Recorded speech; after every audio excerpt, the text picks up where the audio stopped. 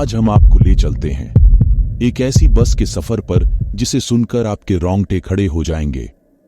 ये कहानी है एक भूतिया बस की जो चलती तो है पर सवारियां कोई और हुआ करती हैं।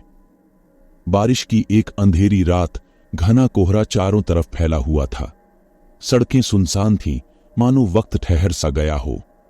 ऐसे ही माहौल में अचानक एक बस की पुरानी सी हेडलाइट रोशनी दूर से चमकती हुई दिखाई दी। वो बस जर्जर हालत में थी, उसके ऊपर जंग लगी थी और शीशे भी फटे हुए थे। बस स्टॉप पर रुकी। अंदर से एक अजीब सी रोशनी निकल रही थी। अकेला अंकुर उस रात उस बस स्टॉप पर फंसा हुआ था। सहमे हुए कदमों से बस के पास गया। ड्राइवर की सीट खाली थी, मगर बस का दरवाजा खुद ब खुद खुल गया। अंकुर को कुछ समझ नहीं आया, मगर बारिश से बचने के लिए उसने बस में चढ़ने का फैसला किया। अंदर का नजारा और भी ज्यादा खौफनाक था। सीटें भरी हुई थीं, खिड़कियों पर मकड़ी के जाले लगे हुए थे और हवा में एक अजीब सी गंध पसरी हुई थी। अंकुर घबराते हुए एक सीट पर बैठ गया। तभी अचानक कंडक्टर की आवाज गूंजी, टिकट लीजिए।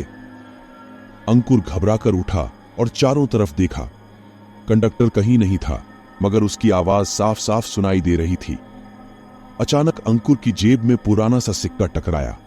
उसने घबराते हुए उसे निकाला और सीट के पास रख दिया और बस चल पड़ी। रास्ते में कोई भी स्टॉप पर बस नहीं रुकी। हर कुछ मिनटों में कंडक्टर की आवाज आती। आगे कोई नहीं उतर रहा था और अंकुर सहमे हुए सिक्का रख देता। धीरे धीरे सामने उसे सीटों पर साए दिखने लगे।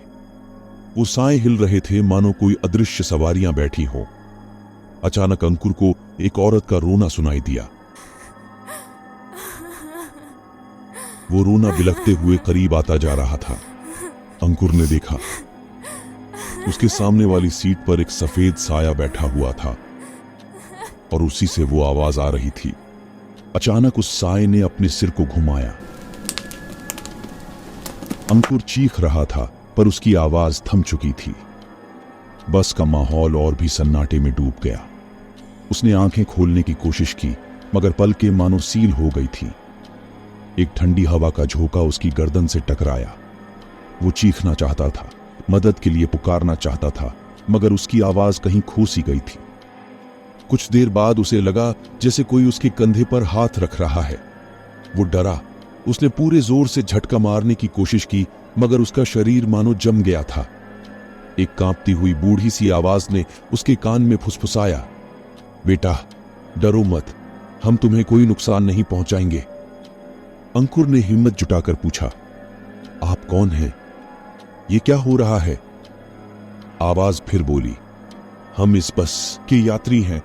हम दुर्घटना में मारे गए थे और अब हमेशा इसी बस में सफर करते हैं। अंकुर को यकीन नहीं हो रहा था। वह सोचने लगा, क्या ये कोई सपना है? मगर उसे अपने कंधे पर रखा हुआ वो ठंडा हाथ लग रहा था। आवाज जारी रही, हम बस इतना चाहते हैं कि कोई हमारी कहानी सुने, कोई हमें मुक्ति दिलाए। अचानक अंधेरों में जंजीरों की खनखनाहट सुनाई दी। अंकुर ने पूछा, ये क्या आवाज है? आवाज ने जवाब दिया, ये वो लोग हैं जो हमारी मदद नहीं कर सके, जो इस भयानक सफर में हमेशा के लिए फंस गए। अंकुर का दिल दहल गया।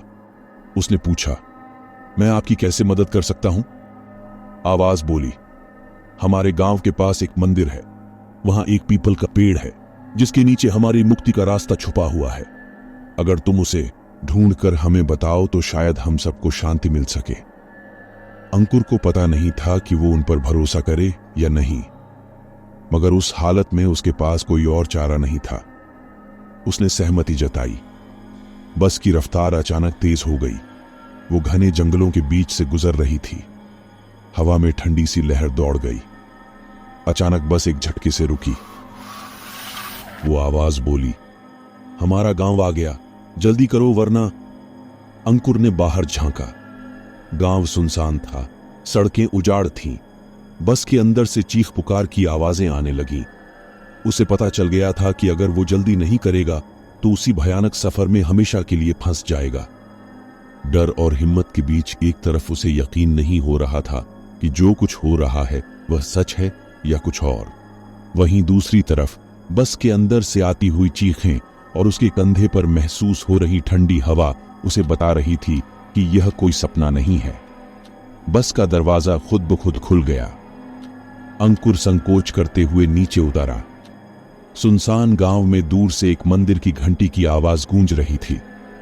अंधेरे में रास्ता देख पाना मुश्किल था, मगर वह लड़खड़ाते हुए मंदिर की तरफ चल पड़ा। थोड़ी दूर चलने के बाद उसे एक विशाल पीपल का पेड़ दिखाई दिया, जिसके पास एक छोटा सा मंदिर बना हुआ था। अंकुर मंदिर के पास गया और धीरे से दरवाजा खोला। मंदिर के अंदर अंधेरा था। टूटी हुई मूर्तियों के बीच एक दिया जल रहा था, जिसकी रोशनी कमरे को थोड़ा रोशन कर रही थी। अचानक अंधेरे से एक बूढ़ी साधु की आकृति सामने आई। साधु ने अंकुर को देखा और पूछा, बेटा, तुम कौन हो? इस वक्त यहां क्या कर रहे हो? अंकुर ने घबराते हुए सारी कहानी सुना डाली। साधु ध्यान से सुनता रहा। कहानी खत्म होने के बाद साधु बोला, ये आत्माएं हैं जो मुक्ति की राह खोज रही हैं। उन्हें शांति दिलाने का एक रास्ता है। साधु ने आगे बताया कि पेड़ के नीचे दबा हुआ एक कलश है, जिसके अंदर एक मंत्र लिखा हुआ है। अगर वह मंत्र पढ़ा जाए तो आत्माओं को मुक्ति मिल सकती है। अंकुर को थोड़ी राहत मिली। उसने साधु से मदद मांगी, मगर साधु ने कहा, यह रास्ता तो तुम्हें ही पूरा करना होगा। मैं तो बस इतना बता सकता हूं कि कलश को कैसे ढूंढना है।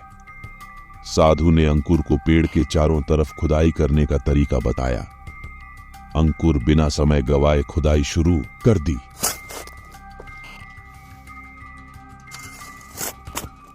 घंटों की मेहनत के बाद उसे मिट्टी में दबा हुआ एक कलश मिला।